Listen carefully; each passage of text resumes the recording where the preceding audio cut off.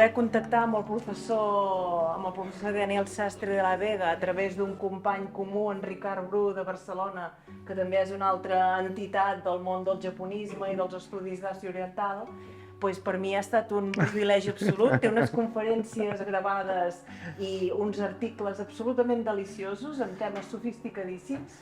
I avui tenim la sort que ens pugui venir a presentar aquest tema concret, però us faré jo una breu presentació de la seva trajectòria. Bueno, ell ha estat, entre altres coses, estudiant a Tòquio i Kyoto durant 11 anys. Va treure's el doctorat en Història de l'Art i Teoria de l'Art a la Universitat Autònoma de Madrid i va fer màster a la Universitat de Sofia de Tòquio. Després ha fet estades d'investigació a la London School of Oriental and African Studies, a la Universitat de Tòquio i a la Ritsumeikan de Kyoto. Ara ell té actualment editat un llibre, que és una part de la tesis que vas fer, sobre el naixement de la història de l'art, no Arte y Nación, com els japonesos van recuperar la seva pròpia història de l'art una mica amb fins polítics, no? També, la relació entre política i història de l'art. I llavors ha fet escrits sobre Yanagi Soetsu, que és el gran teòric del moviment Ningei, que és una mica com els arts and crafts o el modernisme allà al Japó. I concretament també ha escrit molt sobre el tema que parlarà avui, que és els motius absents, que és una filigrana que us explicarà molt millor ell que jo, per tant us deixo directament amb el professor Daniel Sastre. Cuando Mireia me contactó para que quería que les hablara sobre este tema, me sorprendió porque es específico, es algo bastante específico que he hecho, pero vamos a ver en qué consiste esta idea de los motivos ausentes. Vamos a hacer un pequeño recorrido y luego lo que haremos será como un pequeño estudio de caso de una obra fascinante en la que también los motivos ausentes es una parte importante de intentar comprenderlas porque todavía no están muy comprendidas, ¿no? Y como digo en el título, ¿no? Hay una cierta mirada, en el arte japonés que se va configurando por una serie de conceptos, de cánones estéticos que se van moldeando a lo largo de los siglos en Japón y que hace que las obras no solamente tengan una mirada estética o de disfrute, de puro placer, sino que luego va a tener un segundo nivel que va a ser una capa intelectual que hace que redunde en el deleite estético. Y además el saber que se está produciendo este circuito es lo que hace que se aprecien mucho más las obras de arte dentro del contexto japonés cultural, ¿no? Esto hará que tengamos mismas tipologías de obras de arte, pero que se nos presentan de diferentes maneras dependiendo si se aplica esta idea de los motivos ausentes o no. Y de hecho, pues esto va a ser uno de los ejemplos que vamos a ver, que es un episodio de una obra literaria japonesa muy famosa que se llama Ise Monogatari, que son los cantares de Ise, que es una compilación poética escrita por un noble. Por supuesto, los nobles son los que se dedican a los conceptos estéticos en todas las latitudes, y que se llama Ariwara no Narihira. Y entonces hay un momento en el que cuando vuelve de la capital, cuando sale de la capital en un largo viaje, añora la capital. Y en su añoranza, por supuesto, para y hace lo que una persona con sensibilidad hace, que es componer poemas, componer waka, que es lo que en Japón se entiende como el que da la altura moral. Una persona que es estéticamente consciente solo puede ser moralmente superior. Y dentro del mundo japonés, y con sus compañeros para en un momento en una parte del río, ahí en la provincia de Mikawa, que se llama Yatsuhashi. Yatsuhashi y en ese momento compone el poema. ¿Qué es lo que hace que estas tres obras están hablándonos de lo mismo? Sin embargo, los objetos son muy diferentes. Aquí pueden ver un rollo vertical de pintura en el que de una manera claramente figurativa pueden ver la escena, y con la explicación que yo les he comentado pueden más o menos visualizarlo y ver cuáles son los elementos importantes. Sin embargo, tienen una obra que es otro soporte, es el laka, es una caja lacada. Y en este concepto de laka cajada algo ha pasado en el que solamente aparecen ciertos elementos, han desaparecido las figuras y lo único que quedan son los elementos fundamentales para tener la pista estética mínima que me va a remitir a este episodio, como son las flores de Kakitsubata, porque es el tema el que él va a componer su poema. Ahora vamos a ir más a ello, y pueden ver aquí está el puente, aquí hay otro puente.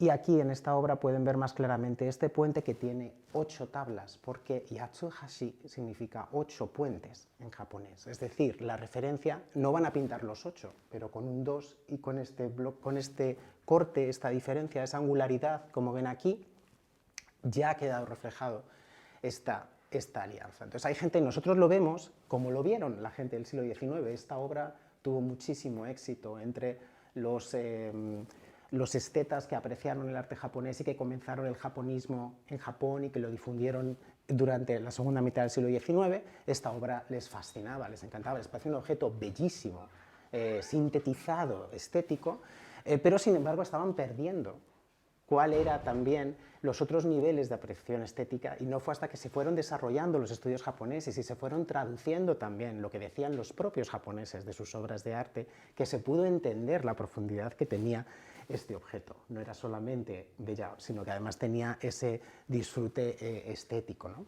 Y finalmente también comentarles como curiosidad que este Yatsuhashi, esos 8 puentes, que habrán visto de hecho alguna vez quizá en jardines recreativos japoneses, es muy típico que tenga esta angularidad porque existe la creencia, con orígenes taoístas continentales chinos, de que la línea recta es una línea que siguen los genios y las malas energías. ¿Cuál es la manera de lograr deshacernos de ellas? Girarnos. Entonces, si te giras, ellos siguen recto y se van y no te van a seguir, no van a seguirte. Cuando cruzas un río, los cuerpos de agua siempre tienen muy mala energía en el folclore y en la mentalidad japonesa. En los cuerpos de agua hay que intentar evitar estas malas energías donde se concentran y por eso vamos haciendo estos zigzagueos, ¿no? Por eso es esa figura. ¿Cuál era el poema que Ariwara no Narihira va a comentar? Pues como lo tienen ahí, está en japonés con una métrica muy típica que es el 5-7-5-7-7 sílabas japonés. Y entonces aquí compone el famosísimo este poema, y entonces traducido sería: ese tenía una amada esposa que me era familiar, cual los pliegues de un traje usado, para ello este lejano trayecto oscurece mi corazón con pesar. En la métrica japonesa tiene otra sonoridad: karakoro mo kitsutsu nare nishi tsumashi areba haruparu kinuru tabi o shizu omou. ¿Cuál era para los japoneses también la gracia, lo divertido, lo que pueden disfrutar? Yo lo he leído un poco rápido. Normalmente los japoneses les gusta deleitarse un poquito más en esta sonoridad, y es que cada golpe de primer sonido va configurando además un acróstico, una palabra escondida. En este caso, kakitsubata. Kakitsubata, ¿qué es? Es el nombre de precisamente la flor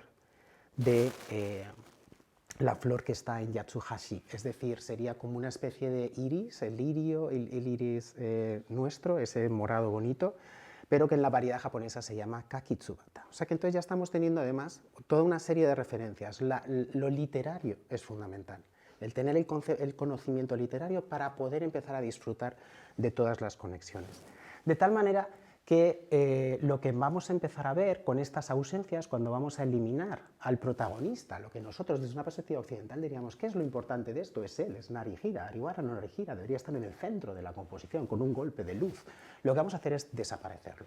Vamos a hacer que esos motivos se queden ausentes, tengan la ausencia, y de ahí va a venir esta idea del Dusumoyo, y lo que hará que estéticamente este episodio genere obras como esta, que a lo mejor han podido ver en alguna ocasión porque son grandes obras maestras de la historia del arte japonés. Esta es una composición mucho posterior, es del siglo XVIII, es de uno de los grandes pintores de la escuela Rimba, Ogata Korin. Y esto en el siglo XIX pues les encantaba a la gente del japonismo, impresionistas, postimpresionistas, a todo el mundo, ¿no?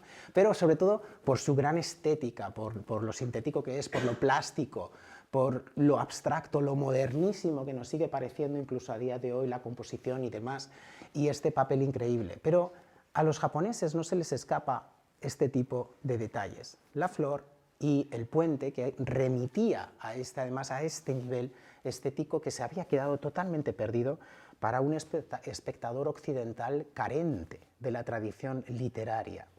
Y que hará pues, que un objeto como este se pueda disfrutar de una manera mucho más grande con estas referencias. Hay otro nivel también, que es un nivel de la escala, que luego vamos a ver en otros ejemplos también, de estos motivos ausentes, porque es verdad que el protagonista desaparece, pero también es verdad que nosotros estamos presentes. La escala de este objeto que tengo en mi día a día y que tengo a mano y en el que estoy guardando objetos personales en estas cajas, no hace que quizá este eliminar la figura principal haga que yo sea el personaje principal. No hará esto que yo pueda empatizar, que yo pueda recrear con esta caja este poema mismo. No puedo convertirme yo en Ariwara no Narihira. Estas estrategias estéticas de disfrute de los objetos también es lo que hace que se pueda entender los circuitos de patronazgo también que se producen en el arte japonés, en el que no es solamente los artesanos o artistas, podríamos tener una discusión sobre este término, generan estos objetos para complacer a un patrono, sino que seguramente en este tipo de objetos tan refinados, tan sofisticados, hay una demanda expresa por parte del comitente para que genere estos circuitos icónicos, que diría Craig Clunas, que es un experto de arte chino, pero que habla de estos objetos que están referenciando continuamente mundos literarios, circuitos literarios, que solamente son compartidos pues, por el artista y por el comitente, ¿no? Aunque luego es verdad que hay un público que sabe reconocerlo. Entonces, como ven, es un circuito cerrado. Ahora me dirán, bueno, a lo mejor esto no es tan así, o sea, quizá simplemente lo disfrutaban estéticamente o realmente era tan importante la literatura en el mundo japonés. Bueno, es que tenemos testimonios de cómo incluso en lugares tan compartidos por género como podía ser la corte de la época Heian, la época Heian aristocrática japonesa, nos ubicamos en los siglos de IX a XII en la historia japonesa, existía ciertos códigos o se pedían ciertas cosas de las chicas que estaban creciendo, que estaban formándose para ser futuras buenas esposas o concubinas de la nobleza japonesa. Y tenemos episodios en los que se dice que necesitaban saber. En ese caso, por ejemplo, se decía que había un consejero que le decía a su hija que para medrar, pues, ¿qué necesitaba saber? Dice, primero debes estudiar caligrafía. A continuación, debes aprender a tocar la cítara de 7 cuerdas mejor que nadie. La cítara es como una arpa horizontal baja, lo que ahora ha derivado en el famoso koto japonés, que es esa arpa horizontal. Y también debes memorizar todos los poemas de los 20 volúmenes del Kokinshu. El Kokinshu es la gran antología de poesía, pues, poemas de ayer y hoy, poemas antiguos y modernos, japoneses, que se compila como hacia el siglo IX, y entonces 20 volúmenes, no sé si lo saben, pero deben ser como 30.000 poemas, es una barbaridad. Pero eso es la educación que se espera de este tipo de mujeres. Ahora, ¿es realmente tan importante o esto es una cosa escrita que realmente en la práctica no tenía nada que ver? Bueno, por desgracia, pues tenemos que basarnos siempre en textos escritos, pero hay un pasaje muy divertido en el que una emperatriz está con sus damas de corte y hace un juego. ¿Y qué juego es? Es el juego de completa lo que yo digo. ¿Cómo se completa ese lo que yo digo? Con poemas, ¿vale? Entonces es un poco largo, pero se lo voy a leer porque es muy ilustrativo. A continuación, la emperatriz puso un cuaderno de poemas del Kokinshu, este Kokinshu que hemos hablado, ante ella y comenzó a leer en voz alta los 3 primeros versos de cada uno, pidiéndonos recitar los restantes. Quien está hablando es una de las damas de corte que está en pavor, en temor total. Entre ellos había varios poemas famosos que teníamos en mente día y noche. Aún así, por alguna extraña razón, a menudo éramos incapaces de completar los versos que faltaban. La dama Saisho, por ejemplo, tan solo pudo con 10, lo cual a duras penas la calificaba como conocedora del Kokinshu. Algunas de las otras mujeres incluso tuvieron menos éxito, pudiendo recordar tan solo alrededor de media docena de poemas. Mejor hubiese sido que le hubiesen dicho a la emperatriz simplemente que se habían olvidado por completo de los versos. Sin embargo, prefirieron reaccionar con grandes lamentaciones del tipo «Oh, vaya, ¿cómo podemos haberlo hecho tan mal al responder las preguntas que su majestad ha tenido la amabilidad de ponernos?» Todo lo cual encontraba bastante absurdo. Cuando nadie era capaz de completar un determinado poema, la emperatriz continuaba leyendo hasta el final. Esto producía ulteriores gemidos de las mujeres. «Oh, todos no sabíamos ese, ¿cómo hemos podido ser tan estúpidas?». Este es el nivel de lo mínimo que se pide a esta gente. Claro, el cambio para nosotros sería, pues no sé, dentro de los poemas famosos que aprendemos en la escuela, pues no sé, pues como el de Canción del Pirata, ¿no? La de con 100 cañones por banda, pues la gente tendría que saber continuar. Lo que pasa es que les piden que con muchos, no solamente él, ¿no? Pues os cruce a todo el mundo, a todos los que quieran, ¿no? Pero claro, si se tiene esta educación, si se tiene esta formación, si se tiene estas referencias, además con una gran estacionalidad, saben que en el caso japonés la estacionalidad tiene palabras de estaciones, las famosas kigo.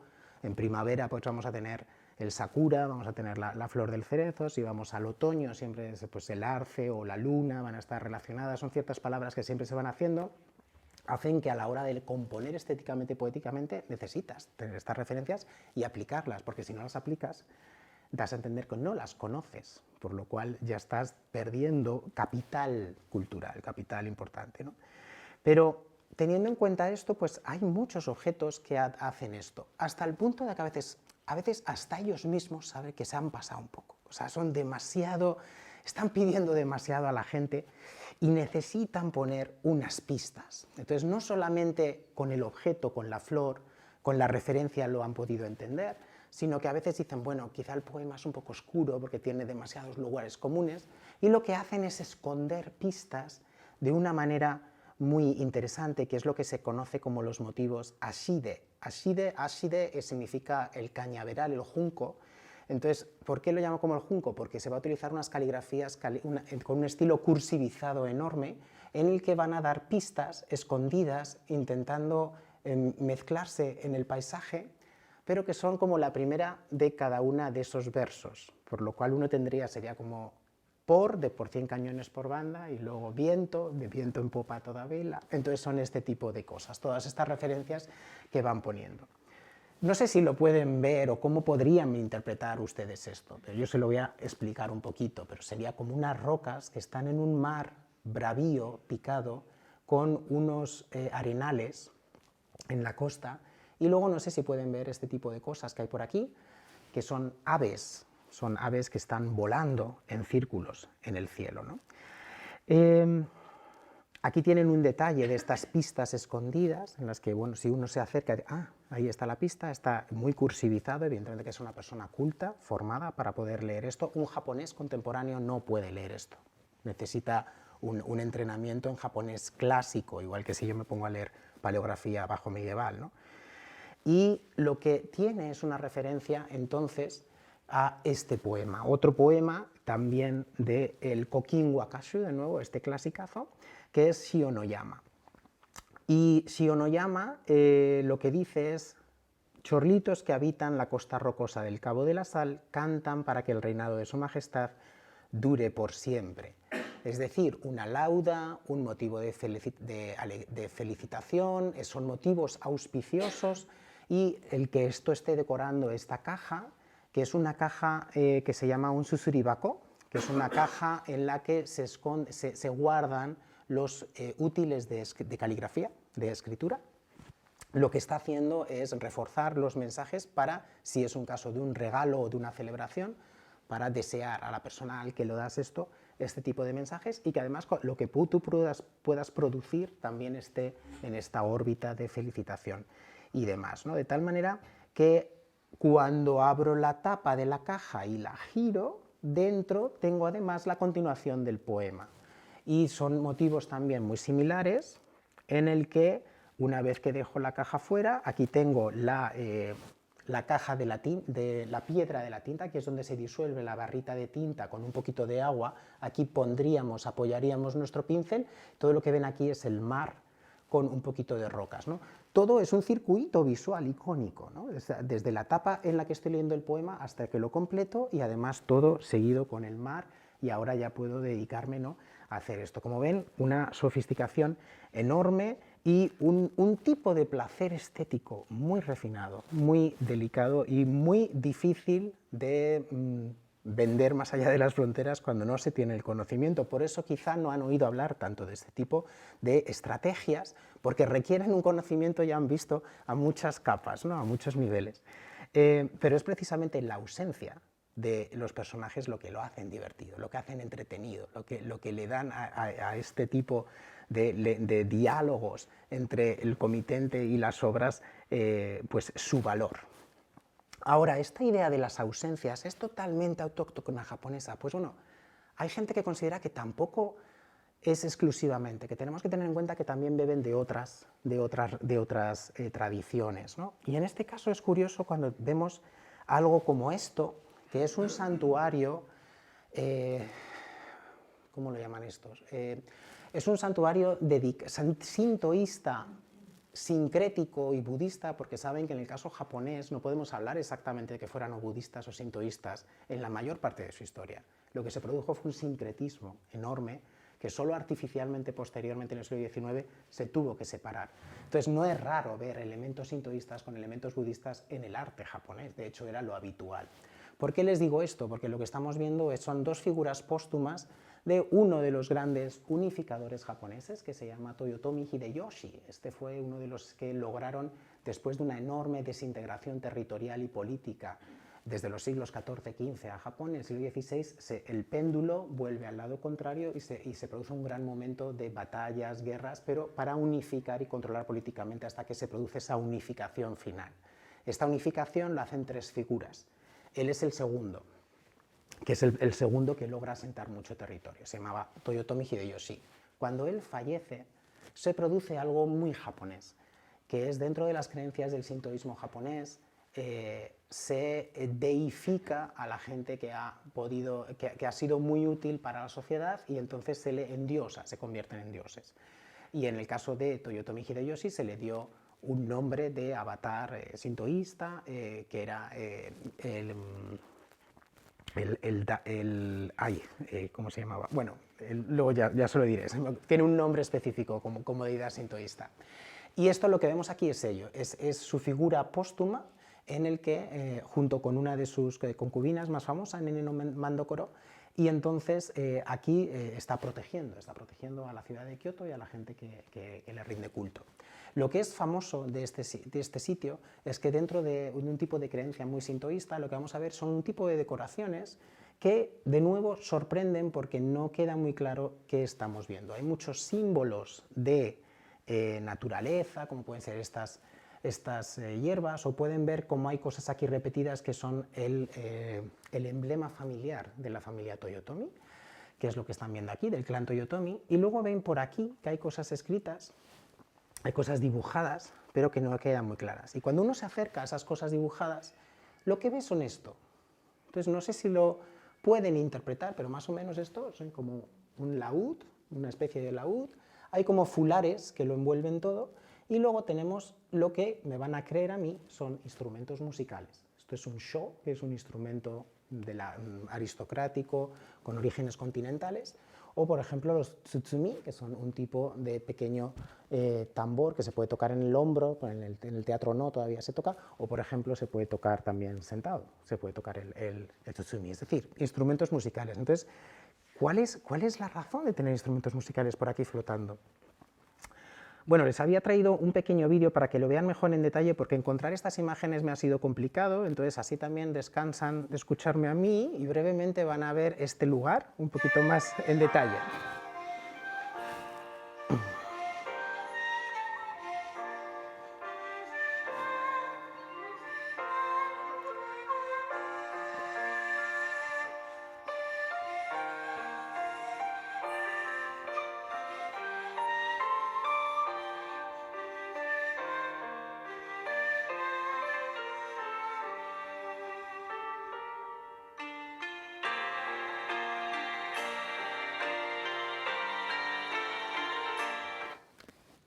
Breve.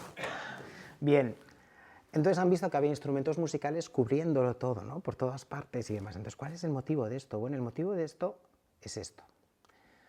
Normalmente, en el arte budista japonés es muy típica la presencia de los hiten, que son seres que vuelan celebrando, tocando instrumentos, la presencia de Buda.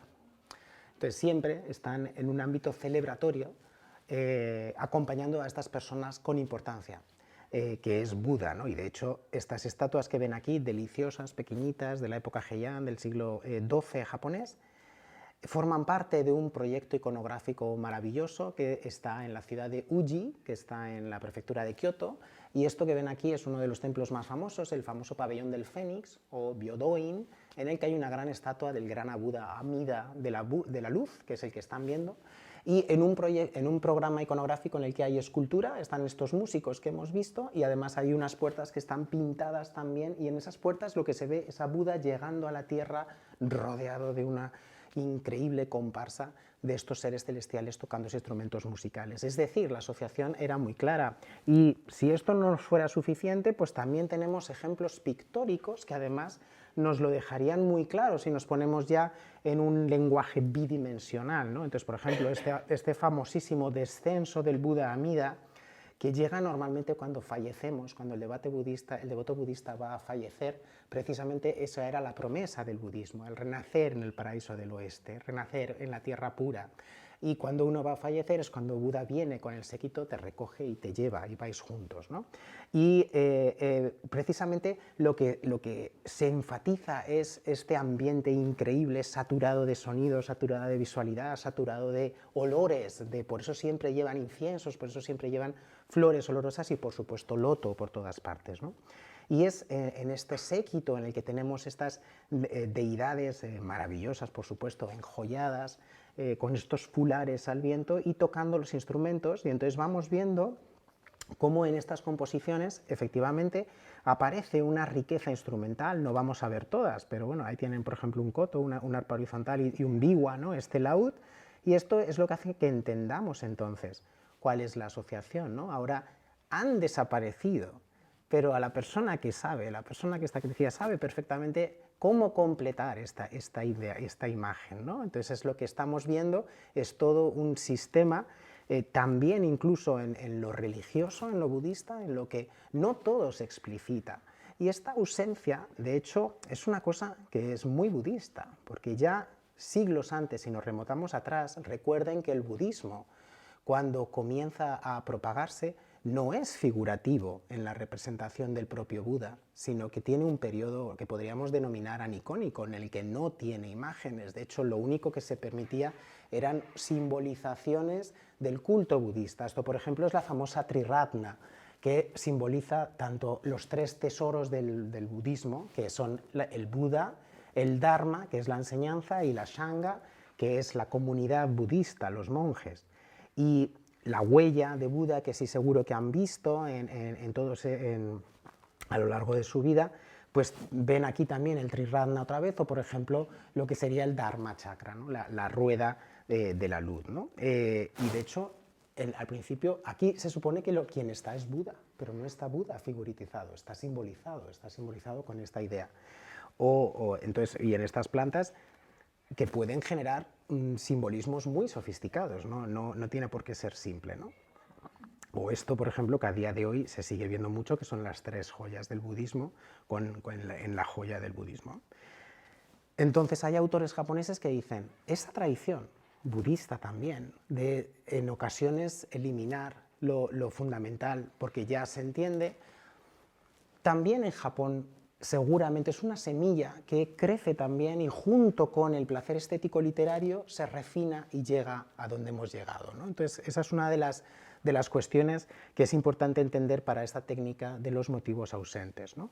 Y esto hará pues entonces que de nuevo veamos otro ejemplo. Esto es otro tebaco, esto es una caja bastante grande en la que se puede meter un tipo de tejido y está hecho con laca, como ven, y de nuevo son episodios que cuando uno no tiene los códigos es bella por sí misma, es una caja leca en la que se pueden ver estilizaciones del crisantemo. Esta es la típica estilización del crisantemo, y si ahora piensan en las familias imperial japonesa, aunque es un poco diferente porque luego los crisantemos son un mundo, el número de pétalos, la disposición, pues vemos unos crisantemos y un pequeño kazo.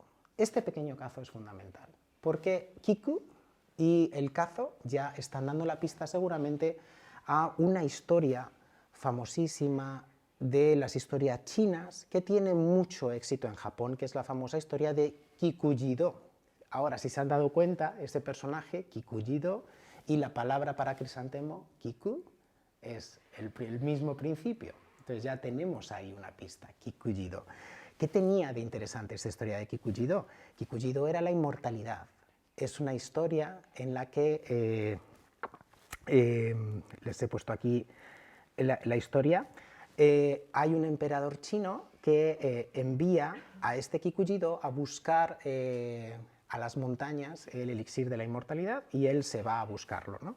Y cuando va a estas montañas, lo que va a encontrar, él va a recordar también los sutras budistas y va a escribir encima de las hojas de las plantas de crisantemo estos sutras budistas y va a beber el rocío que cae de estas hojas del crisantemo.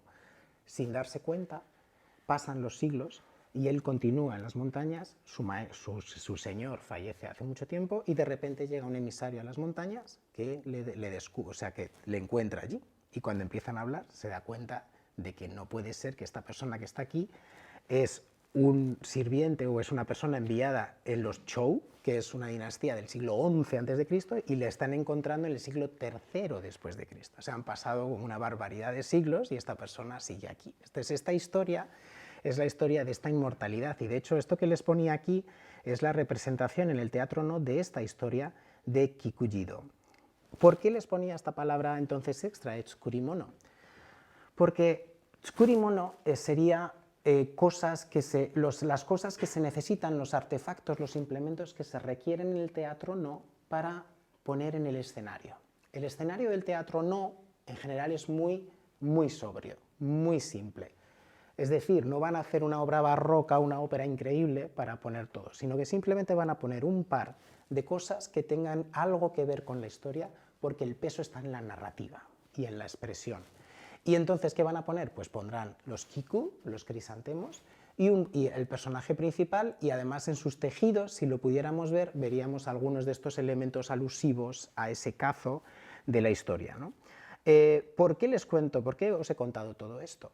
Porque, claro, cuando tenemos un objeto como este, del Kikuji-do, también lo que se está viendo es el teatro no surge y se empieza a constituir ya seriamente como el gran entretenimiento de la clase samurái y también noble a finales del siglo XV, principios del siglo XVI, y entonces es en este momento cuando aparece este objeto, cuando se hacen este tipo de objetos. No tendremos un objeto, quizá también destinado a una persona que disfruta este tipo de obra de Kikuji-do del teatro, ¿no? O incluso hay autores que aventuran, es pura especulación, pero no está desencaminado. ¿No podría ser también un objeto de uno de estos actores, de estas troupes, algunos de ellos superstars del momento, claro, o sea que con nivel adquisitivo para poder hacerlo, que tiene esta caja muy relacionada con las obras que luego va a representar en escena? Es decir, como ven, dependiendo de si cambiamos la persona que disfruta la obra, las lecturas se pueden hacer de manera... enriquece muchísimo este objeto, ¿no? Ahora, la escala.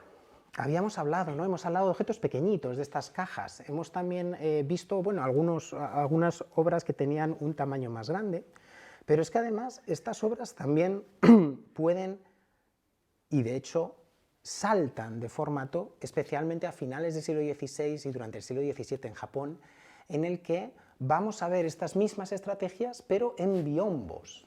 Los biombos, no sé si saben que pueden ser pequeños, pero en general también pueden ser muy grandes. Entonces un biombo te puede fácilmente llegar a 1 metro, incluso a 2 metros y poco, y en cuanto se despliegan, cambian, alteran la realidad de tu espacio. Te transmiten, te teletransportan a otras realidades. La arquitectura japonesa de interiores es además como muy cuadrada y de techos bajos, y esto, de repente, estas superficies pueden proyectarnos, pueden llevarnos a otros sitios. Teniendo en cuenta esas estrategias que hemos estado viendo, por ejemplo, podemos tener una obra como esta, en la que vemos una noche otoñal, ¿me van a creer? Eso es una luna. Muchas veces la luna siempre se hacía con plata, y la plata se degrada con el tiempo y se queda negra, muy oscura, y un arce maravilloso agitado por el viento, que hace que sus hojas caigan dentro del interior de esta sala. ¿Qué vemos en la sala? Tan solamente un arpa horizontal, un koto, realmente no es un koto, es más un wagón, que es otro tipo, pero bueno, más o menos. y dentro vemos como la sala también está decorada con un tatami, aquí vemos unos tatami, y ven, claro, se preguntarán, pero ¿por qué vemos el interior? Esto es una técnica japonesa, una estandarización que se entiende, que es que quitan los tejados como si fuera una casa de muñecas y nos permiten ver el interior. ¿Vale? Entonces esto a nosotros quizá nos chirría porque es poco real, no saben dibujar casas. No, es que ellos, la idea es diferente. Y esto es lo que estamos viendo. Lo abro, altera absolutamente mi habitación y ahora estoy yo siendo partícipe de esto. Ahora, ¿qué me falta? Me falta el conocimiento para poder pasar a una más. Ahora lo puedo disfrutar como sí, es una obra interesantísima, muy bonita, pero si tengo un poco de conocimiento, una noche otoñal, pero además con instrumento musical, seguramente me va a recordar el pasaje del Genji Monogatari, de la historia de Genji, que es el gran clásico de la literatura cortesana japonesa, la primera novela universal, según los expertos de literatura, que cuenta las historias y los romances amorosos del príncipe Genji con diferentes concubinas y con sus hijos y habla también de sus nietos y habla de toda una serie de amoríos, pero habla también del amor, la ira, los celos, este tipo de pasiones. En uno de esos capítulos de este libro, que está traducido al castellano, si les interesara, en dos diferentes traducciones, pues tenemos un episodio que es Hahakigi, que es el árbol de la retama, en el que nos cuenta que hay, en una noche otoñal con mucho viento, hay un intercambio muy divertido entre un joven tocando los instrumentos musicales junto con una cortesana a la que está también cortejando. Y ese es el momento el que estamos viendo. Quizá es un biombo que uno pone cuando ha organizado en casa un intercambio musical con alguien. Puede ser. O sea, también puede ser una manera de incitar la conversación en aquel momento, ¿no? Pero lo que estamos viendo de nuevo es que la misma técnica se puede aplicar en diferentes formatos, en diferentes escalas, y que de hecho así se hizo. La historia de Genji da mucho juego y de hecho cajas, otro tipo de cajas también un poquito más grande, es la que tenemos aquí, un tebako en el que vemos un carro parado. Y ahora, ¿cuál sería la pista? Como siempre, en el caso japonés, el conocimiento botánico es muy importante. Flores que aparecen por aquí y que nos van a dar también pistas sobre qué podemos estar viendo. Este tipo de murete, valla que vemos aquí, dentro de nuestra mirada sería, bueno, es como una valla, parece que hay una puerta que se abre dentro, será el acceso a una residencia. Dentro de la codificación japonesa, efectivamente es el acceso a una residencia privada, como nos dice esta puerta, pero además, ven este trenzado nos está diciendo que no es un muro del Palacio Imperial, no es el muro de una residencia bien cuidada. Lo que estamos viendo, este tipo de trenzado era un poquito lo más pobre, lo que la gente podía intentar hacer para hacer una valla. Entonces nos habla de la mansión de una mujer, pero de una dama que seguramente las fortunas de su familia han caído un poco y entonces está un poquito dilapidada la villa. Pistas de este vocabulario visual que uno va teniendo. Y delante vemos un carro. Este carro es el típico carro de la nobleza de la época Heian japonesa. Eran carros que se tiraban no con caballos, sino con bueyes, con un único buey, a veces con dos, pero en general siempre con uno.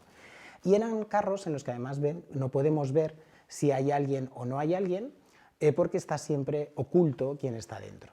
Ahora, viendo esta referencia y viendo las flores que crecen en esta valla, que son dondiegos de tarde, que son de noche, que sería yugao en japonés, ya tenemos una pista, yugao, ambiente cortesano, una casa dilapidada. Evidentemente, para la gente que está metido en esto es la historia de la dama de Yugao. La dama de Yugao está en el Genji Monogatari y hay un noble que pasa por esta casa, queda fascinado con ella, pero ve que la casa está un poco dilapidada y lo que quiere es empezar una relación amorosa con esta dama. Una dama Yugao que además va a ser muy famosa por su increíble belleza. Tebako. Las tebako son un tipo de cajas que solían estar muy relacionadas con lo cosmético y con el mundo íntimo de la mujer cortesana. Por lo cual, con bastante seguridad, el destinatario de un tebako es una mujer. Una mujer que tiene esta temática de la mujer, quizá una de las mujeres más bellas del Genji Monogatari, decorando la caja, de nuevo quizá nos está hablando de esa asunción de la personalidad de esta mujer que está abriendo la caja con esta belleza famosísima de Yugao dentro del mundo de Genji Monogatari. Por lo cual pueden ver por qué alguien tan bello puede tener este objeto tan bello decorado con algo que nos habla de una mujer muy bella como tú, que o sea, puede ser aspiracional en cierto modo para que llegues a ser como Yugao, ¿no?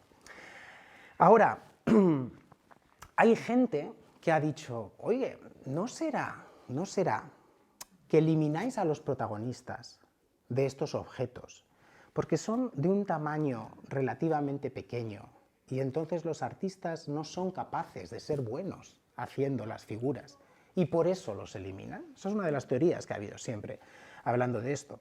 Pero es una teoría que es relativamente fácil de desmontar desde el punto de vista de la propia producción artística japonesa. Por ejemplo, no sé si conocen las tsuba. Tsuba son las guardas japonesas de las katanas. Las típicas katanas japonesas necesitan una guarda para la mano, eso se llama tsuba. Y la tsuba, además es un objeto de coleccionismo tipiquísimo. O sea, en cualquier Sotheby's, Christie's, Bonhams tienen todas tsubas para parar un tren, ¿no? La tsuba, entonces, estamos hablando de un tamaño pequeñito para guardar la mano. O sea, ya está, esta es la superficie. Aquí, por ejemplo, tenemos un episodio también de Genji Monogatari. Me van a creer porque no sé los de atrás si podrán ver algo, pero aquí hay gente que son 4 bailarines que están vestidos de mariposas en esto cuadrado que no es un ring de boxeo, sino que es un escenario de danza aristocrática. Y esto que ven aquí redondo son tambores y aquí lo que hay protegidos con unos cortinajes son diferentes músicos que están tocando la música al son de la cual están bailando. Cualquiera que tiene un poco de conocimiento del Genji Monogatari ve mariposas, mariposa en japonés es cho, y de ahí viene el episodio del Genji Monogatari famosísimo en el que tiene ese nombre por el gran, increíble baile que hacen. Es un episodio en el que les hay representado todo, hasta el punto de que están poniendo incluso el detalle del suelo y el detalle de todo el cortinaje, la cuerda que lleva el cortinaje y demás, en un tamaño así de pequeño. Por lo cual existe esta posibilidad. Bueno, vamos a quedarnos en el mismo tamaño.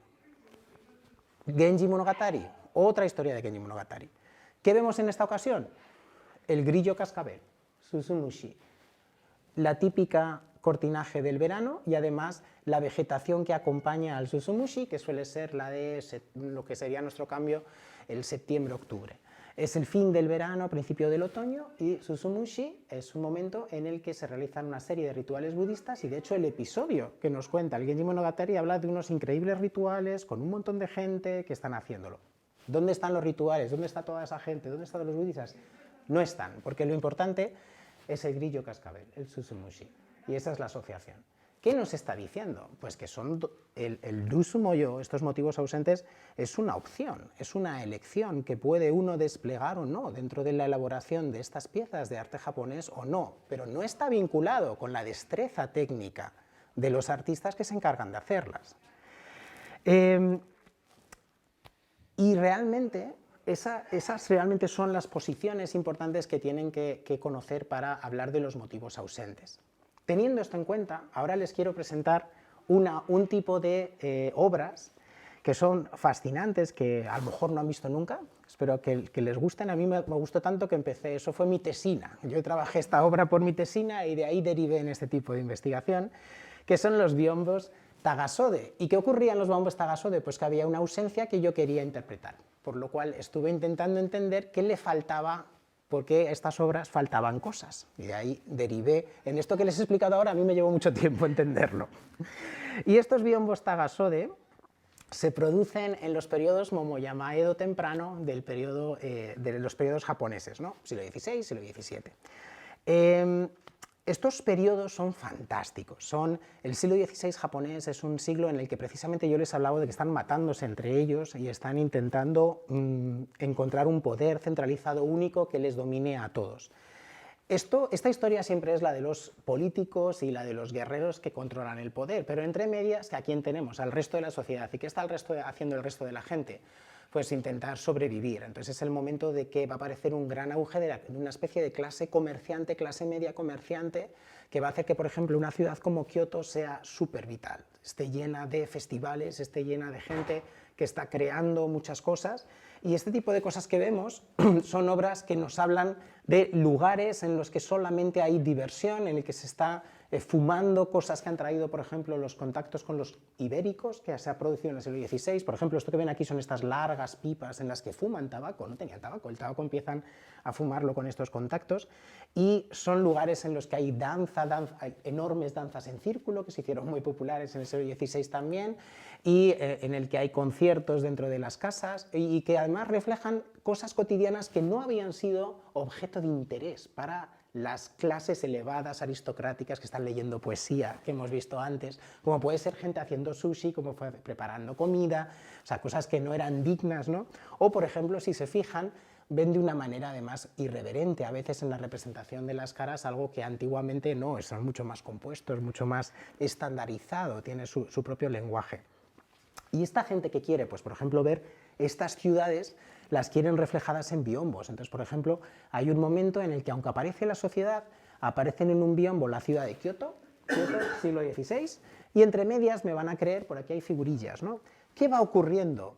Que según avanzamos, segunda mitad del siglo XVI, la gente empieza a decir, bueno, muy interesante la ciudad, pero me interesa más qué está pasando en las ciudades. Entonces, por ejemplo, ese festival, pues ahora quiero que en vez de ser un detalle de un biombo de 6, sea un biombo entero el festival.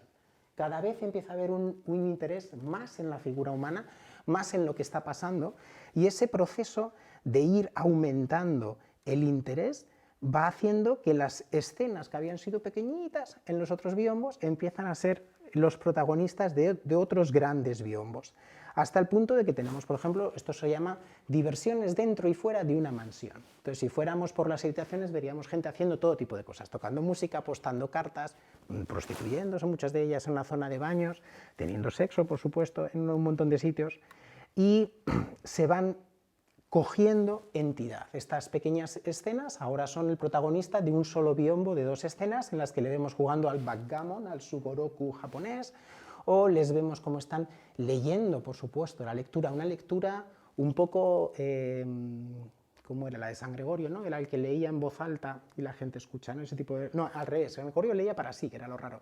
Lo que se hacía antes era la recitatio, ¿no? Se leía y la gente escuchaba. Eso pasaba también en Japón. Una persona, una dama de la corte, leía en voz alta y la gente escuchaba, que es lo que estamos viendo aquí, a esta gente que están escuchando, pero aquí shamisen, el famoso shamisen, que se hace en torno a este siglo, y están tocando. Quizá, y también esto nos da pistas de que estas imágenes que estamos viendo, de hecho, no son un lugar habitual, son mujeres cortesanas que están preparándose para entretener a los hombres.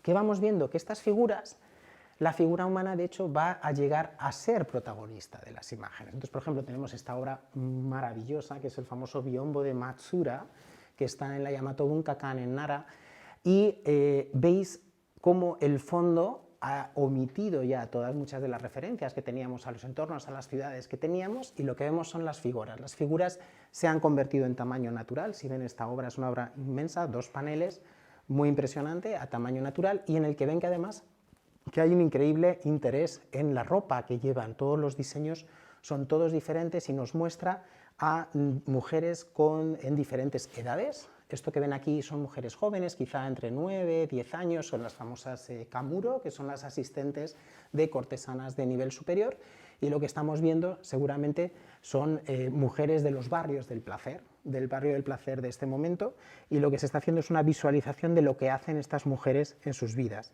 Evidentemente una mirada muy masculina, una mirada muy idealizadora de lo que pueden hacer. Este es uno de los biombos y aquí tienen el otro. Y lo que es fascinante es que si siguiéramos adelante, pues el proceso natural sería, ¿no?, la independencia absoluta de las figuras. Sin embargo, hay un paso intermedio, que es lo interesante, en el que de repente quienes van a desaparecer van a ser ellas mismas. ¿Y qué nos va a quedar? Los biombos Tagasore.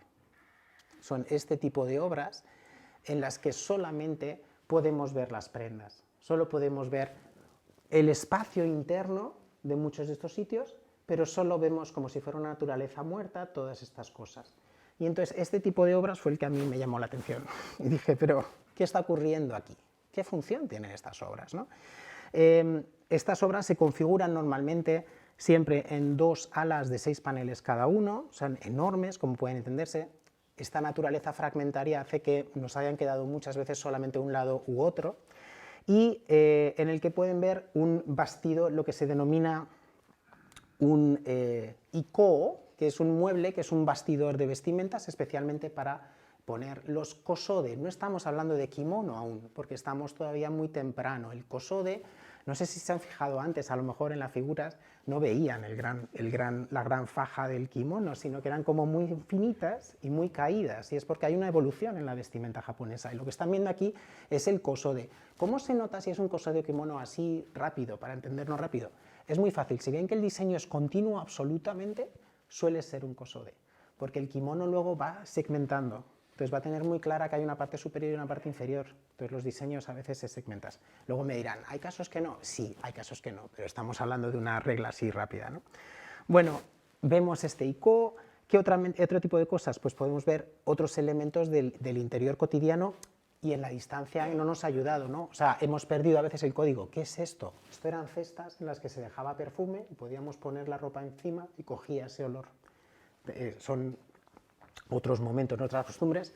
Aquí tenemos también bandeja con bebida, té, preparación de té en ese caso también, y muchas de ellas siempre con fondos dorados la mayoría, pero es verdad que hay algunas, como han visto antes, que puede tener lo que parece un interior, y también alusiones, ¿no?, a estos juegos de azar, ¿no?, como puede ser en este caso Go, el juego de oriental del Go, ese que tiene fichas negras y blancas que hacen como unas damas muy estratégicas, muy difíciles, ¿no? Y finalmente, en algunos casos, incluso un suelo de tatami o unos fusuma, esas puertas correderas que se pueden decorar o no, de los interiores japoneses. Lo interesante es que esta producción de biombos es numerosa, o sea, tiene un número que hacen que uno se pregunte por qué hay un momento en el que hay mucha eclosión de este tipo de figuras y cuál sería la manera de entenderlas, ¿no? Y ahí es donde les voy a poner, voy pasando, pero van viendo diferentes elementos, porque van viendo además que seguramente eran talleres que iban cambiando algunas de las partes, porque las composiciones son más o menos formulaicas, hay cosas que se repiten, lo único que cambian son los patrones de estos diseños, ¿no? En algunas se esmeran más en el tipo de cosas que ponen. Aquí, por ejemplo, ven libros escritos de canto, un susuribako, una de estas cajas para escribir también, ¿no?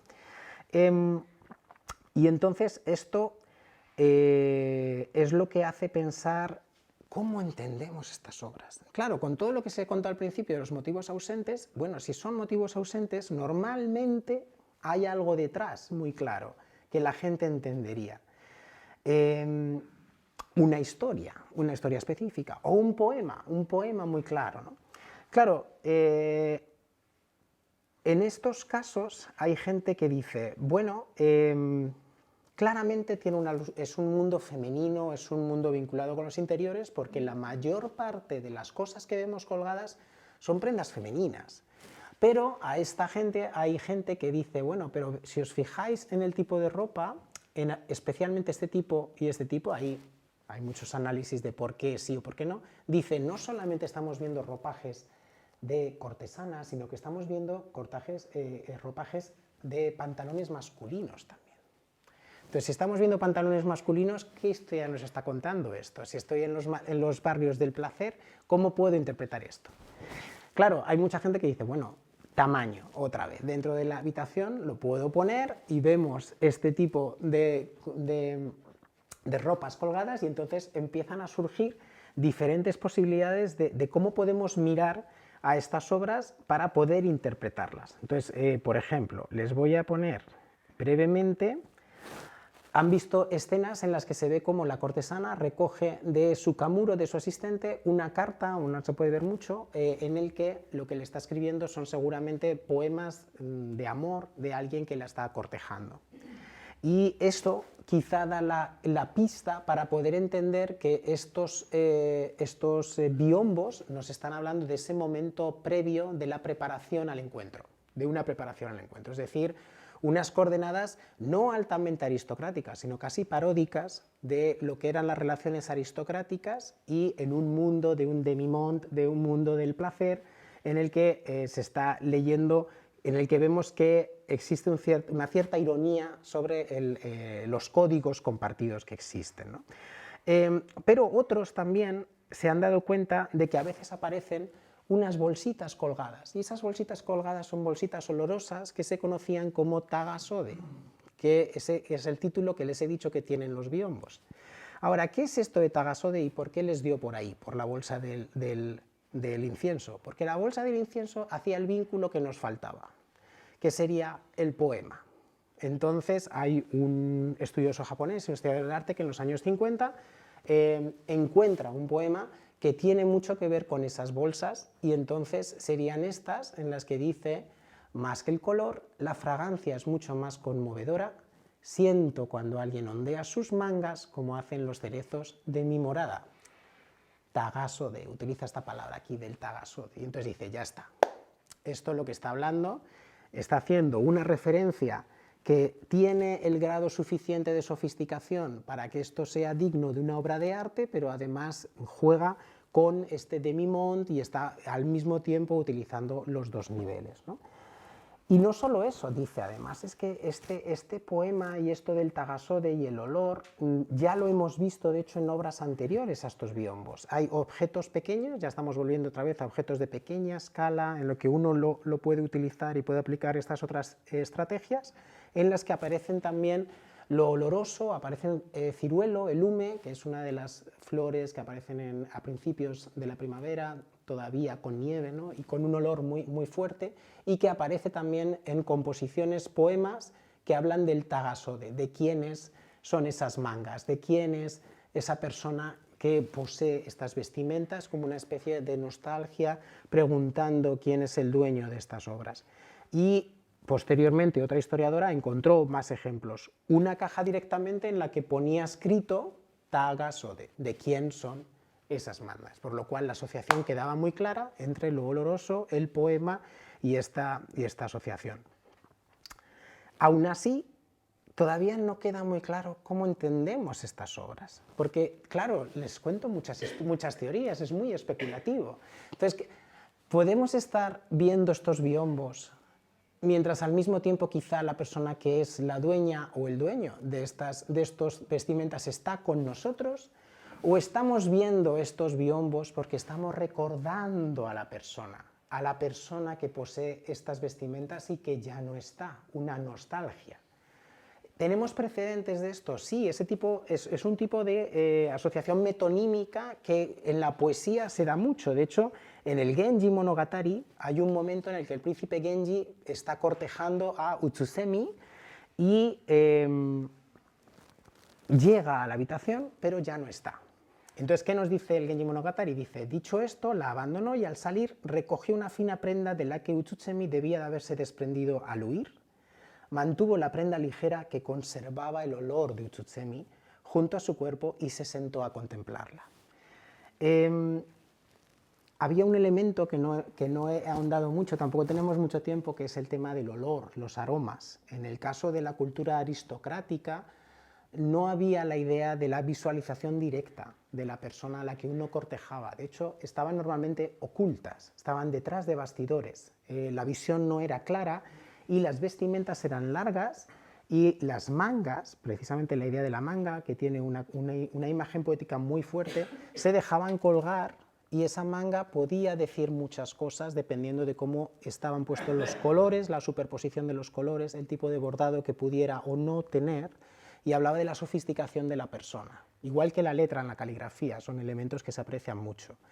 Ahora, era muy típico en este momento, en la época Heian también, que uno elaborara su propia fragancia, una mezcla de inciensos única que la gente hiciera que lo reconociera, que uno pudiera olerlo y supiera que era esa persona. De hecho, la sofisticación es tal que tienen un juego de competición de incienso, en el que ponen inciensos a ver si somos capaces de qué tipo de incienso es el que me están poniendo, me están quemando, ¿no?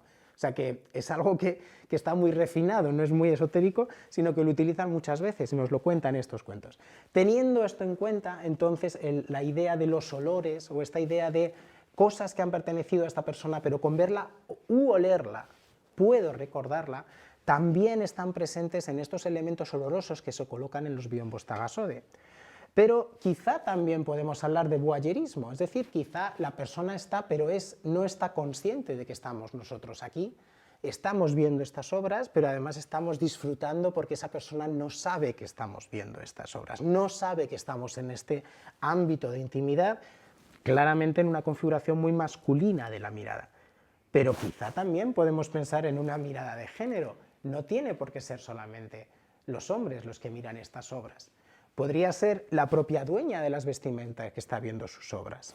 Entonces, este tipo de diferentes niveles, planteamientos especulativos de las obras, no ha sido resuelto para nada. Es una de las obras más complejas de trabajar y sigue más o menos sin resolver, aunque a veces en muchos catálogos se dice que simplemente tiene la asociación con el poema y es claramente una asociación al poema y lo cierran, pero no está para nada cerrado el tema de los biombos Tagasode. Ahora, ¿cuál es el último problema que me gustaría mostrarles sobre estas obras? Pues la denominación, porque claro, toda esta idea del Tagasode es porque estamos dando por sentado que tiene la relación con Tagasode, pero es que la primera vez que las llaman Tagasode es en el siglo XIX. ¿Y cómo las llaman antes? Pues hasta que no le dieron la vuelta a algunos biombos y de repente ven que tenía escrito otra cosa, no empezaron a investigar y ¿qué empezaron a ver? Que en vez de Tagasode lo que aparecía era Ikuoga, es decir, pinturas de bastidores de vestimentas. No tenía más allá, no tenía más asociación. ¿Quién entró en escena entonces? En vez del historiador del arte, especialmente de la literatura, van a entrar en escena los historiadores del arte japoneses del mueble. Y van a decir, bueno, es que de hecho, lo que sí que tenemos en la tradición japonesa es precisamente por la configuración de los espacios internos japoneses, la decoración muchas veces eran de las vestimentas, porque las ropas eran tan ricas y tan detalladas que se utilizaban para decorar. Cuando uno se desvestía, no se tiraban al cajón o no se doblaban, sino que se mostraban. Y esa decoración podía llegar a momentos muy locos, como por ejemplo esto que ven aquí, que es una representación en un rollo horizontal ilustrado, lujosísimo, que hay en el Museo MOA de Atami en Japón, hecho por Iwasa Matabe, que cuenta una historia ficticia, pero que muestra estas prácticas de la decoración de los interiores de una manera, fíjense, esto es un pilar y está envuelto para decorarlo. Aquí tienen unos cortinajes que caen y luego estos son los trajes de ellos, de los cortesanos y las cortesanas, que son muy largos también, igual que esto que ven por aquí es el cabello de ella. Los largos cabellos es una de las señales de las damas típicas de Heian. Pero aquí ven el entorno en el que está este tipo de decoración y también lo vemos en situaciones en las que, por ejemplo, lo que se quería demostrar era la riqueza de una casa. Se sacaban todos los objetos de valor y se desplegaban. En este caso, porque era una historia en la que querían atraer a unos ladrones para hacerles una trampa, ¿no? Entonces, lo que hacen es sacar toda la riqueza de la casa. ¿Cuál es la riqueza? Todos los trajes, las sedas, los brocados, y se ponen de esta manera. Pero también tenemos momentos en los que quizá están hablando simplemente del momento cotidiano del cambio de traje. Y esto que veis aquí son varias escenas en diferentes, esto por ejemplo es de un biombo de actores de kabuki que se están cambiando detrás. Y lo que ven son los trajes que han puesto rápidamente para hacer ese cambio de traje. Ahora, es verdad que precisamente en ese siglo dinámico del siglo XVI tenemos varios ejemplos de una cosa que a lo mejor no se nos ocurriría, jamás se nos pasaría por la cabeza, y era que saben que los japoneses celebran mucho las fiestas al aire libre, especialmente en la floración de los almendros, del sakura, el famoso hanami, el ir a mirar las flores, o por ejemplo, ir a disfrutar del el arce rojo cuando está florecido, ¿no? Esto ya lo hacían de hace mucho tiempo. Sobre todo el hanami, que es lo que estamos viendo aquí, esto es las flores de cerezo en flor, se van fuera, van a cantar, van a beber, se han puesto sus alfombras y fíjense lo que se han traído con ellos. Se han traído los biombos. ¿Se han traído biombos para qué? Pues para hacerse sus sitios. El biombo te permite siempre crear espacios, compartimentar espacios, también en el exterior. Y cuando no son suficientes, pues puedo agarrar y poner un manmaku, que es un cortinaje, en ocasiones con el símbolo pues, de la familia, del clan que lo vaya a montar, y si no nos da, quizá podemos poner también ropas. Partes de nuestra ropa también tienen diferentes partes de los ropajes que se pueden poner y lo van poniendo para hacer estas compartimentalizaciones. Hay muchísimos ejemplos de muchas obras que seguro que si ahora miran del siglo XVI, XVII, hacen este tipo de cosas, ¿no? Ahora, los historiadores del mueble dicen, ¿esto por qué no lo habéis mirado antes? Quizá estos biombos no dejan de ser esto, los van a sacar fuera y van a poner además mucha ropa para poner estas cosas. Pero es que además dicen, claro, en el siglo XIX es cuando lo llaman por primera vez Tagasode, ¿vale? Pues vamos al siglo XVIII. En el siglo XVIII tenemos ejemplos de recepciones nupciales, libros que nos cuentan cómo tienen que ser el momento de que llega la familia política y cómo se tiene que recoger o cómo se tiene que entregar a la hija cuando se van a casar, y dice hay que poner fuera también riqueza, elementos que demuestren nuestra clase y formación, pues por ejemplo libros, leemos, cajas de tinta, pinceles, escribimos caligrafía, sabemos leer, estamos cultivados. Este es el tokonoma, que es ese espacio estético decorativo con flores de la estación, con ofrendas de felicitación y una obra alusiva a los animales y las flores de la temporada, pero fíjense, también ropajes que están además muchas veces ordenados por determinados tipos de órdenes, a veces las estaciones, a veces por los elementos del taoísmo, que habla de los 5 elementos, de la tierra, el aire, no sé qué, se asocia con colores y lo ponen de ese color, nada al azar, está todo muy organizado. O por ejemplo, sabemos que hay festivales en los que ponen el vestidor, ponen traje y aquí escrito dicen, cuando va a llegar el Tanabata, es el festival que todavía de hoy se celebra el 7 del 7, y es el momento en el que las estrellas Altair y Vega se unen o se ven una vez al año, ¿no? Es la idea de los amantes que solo se ven una vez al año, y entonces es de origen chino la historia, y en verano lo que se hacía era que se sacaba una bandeja con agua muy alargada con la intención de que reflejara el cielo y pudiera verse las estrellas reflejadas en este agua, y además que el ropaje tuviera motivos decorativos que estuvieran en relación con ello, y esto nos lo cuentan en estos rollos horizontales de cosas que se hacen cada una de las temporadas a la hora de decorar la casa. Entonces, ha habido gente que dice, bueno, quizá los biombos son biombos que se sacan en este tipo de fechas. O sea que fíjense cómo hemos enriquecido de repente la interpretación de este tipo de biombos. Pero hay dos ideas más. Una es que, por ejemplo, en los barrios del placer, también cuando llegan las temporadas, se sacaban los ropajes y se ponían. Y además, esto viene de un libro que es un catálogo de cortesanas de los barrios del placer. En el periodo Edo, el gobierno tiene barrios legalmente establecidos por el gobierno como barrios del placer. Era legal ir a estos barrios y ahí estaban las cortesanas y podía uno desfogarse y luego volver.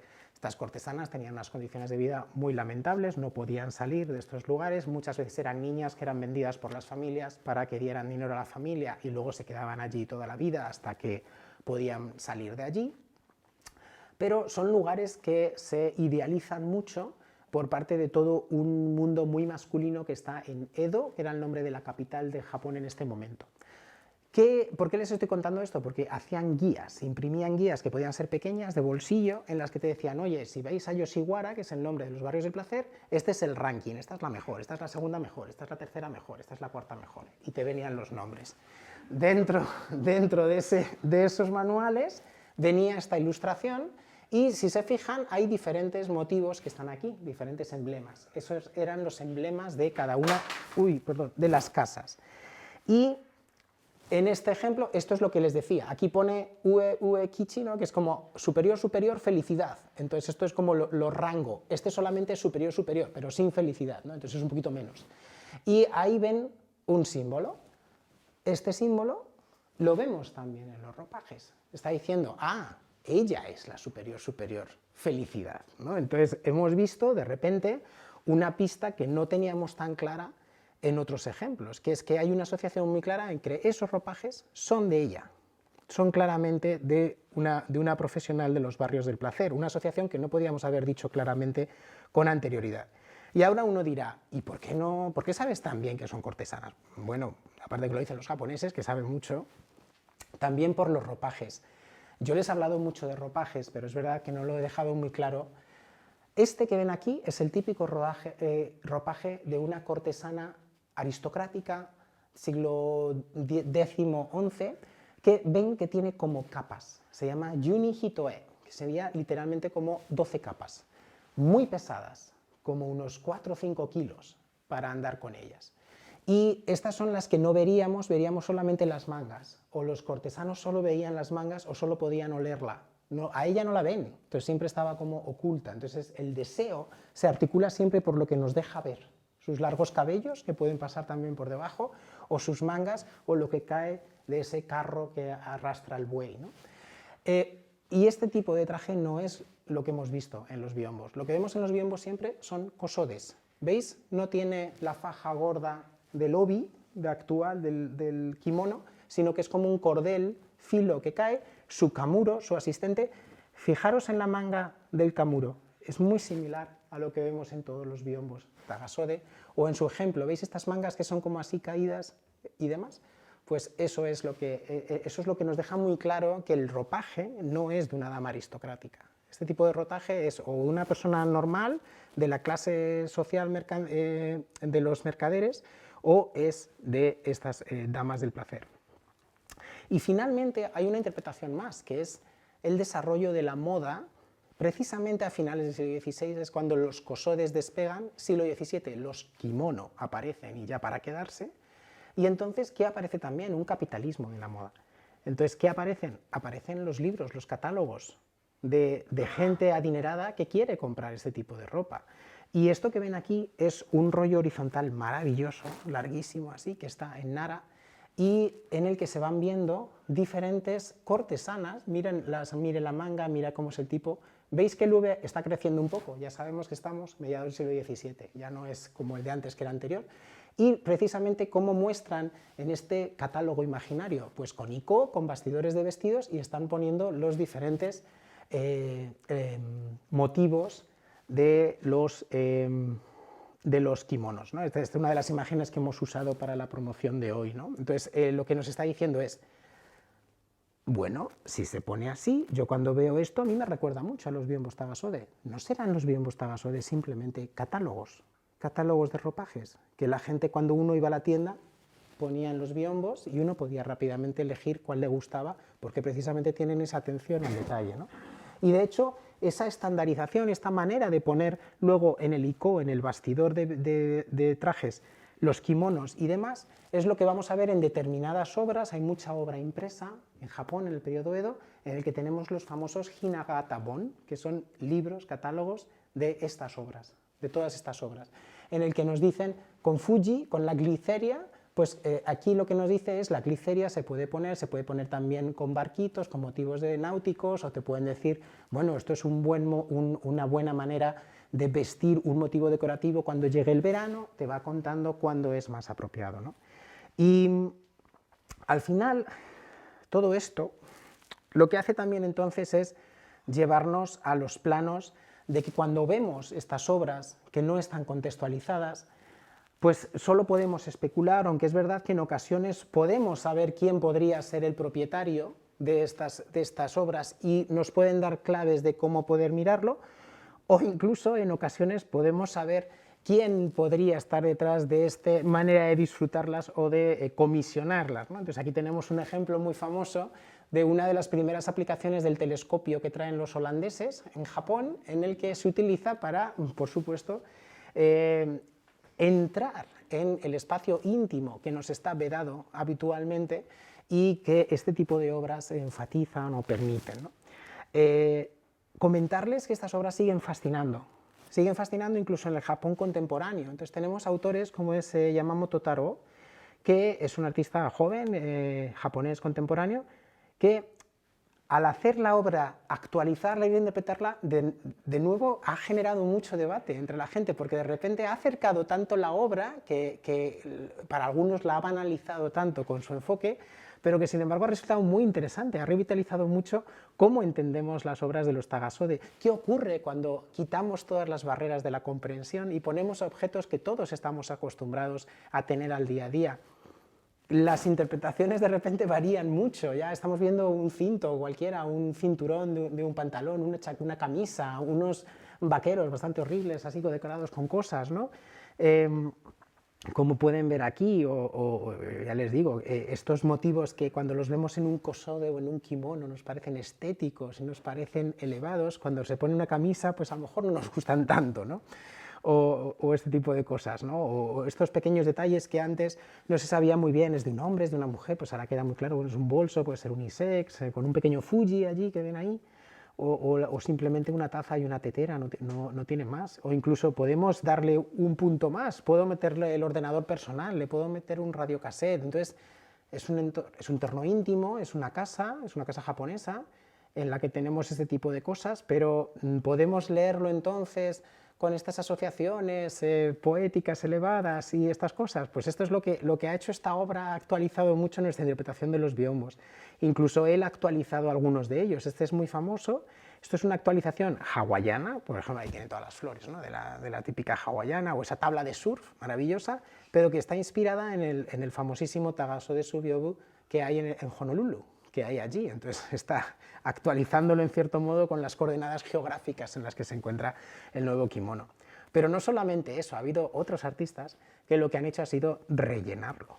¿Qué ocurre si rellenamos los trajes y los ponemos en el icono, en este bastidor? Pues tenemos obras que de repente son bastante inquietantes, de repente nos sentimos muy observados, algo que no habíamos experimentado con anterioridad, pero que sin embargo nos adentran en la riqueza interpretativa de estas obras que han partido de una ausencia y que de repente han terminado, ¿no?, en una presencia absoluta que de repente nos ha incomodado mucho. Y de esta manera quería terminar este recorrido sobre los motivos ausentes y este ejemplo de los biombos Tagasode. Pues muchas gracias.